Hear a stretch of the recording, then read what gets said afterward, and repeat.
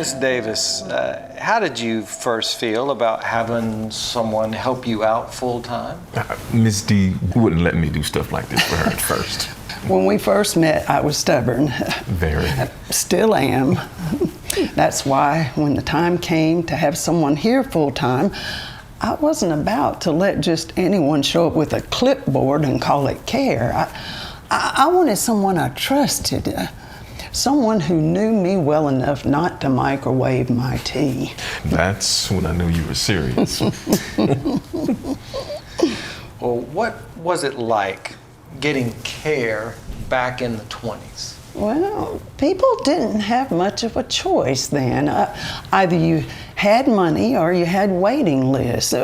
Folks didn't really know what care cost. A year in a nursing home could cost more than your house, and nobody told you how to plan for that.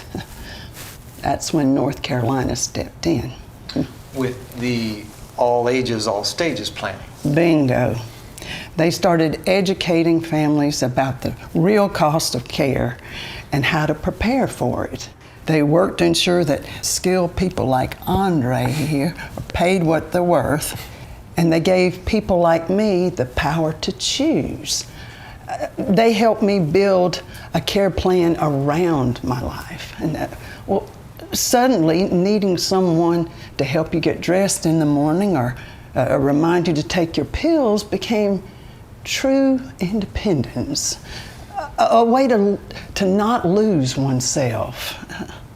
Oh, I am so grateful to be at home and not in one. And that's just about all a youngster like me could ask for. A future like this isn't something we have to imagine. It's what happens when a state comes together to care for one another, plan ahead, and do better. This is your North Carolina. Join the effort to make it ready for all ages, all stages,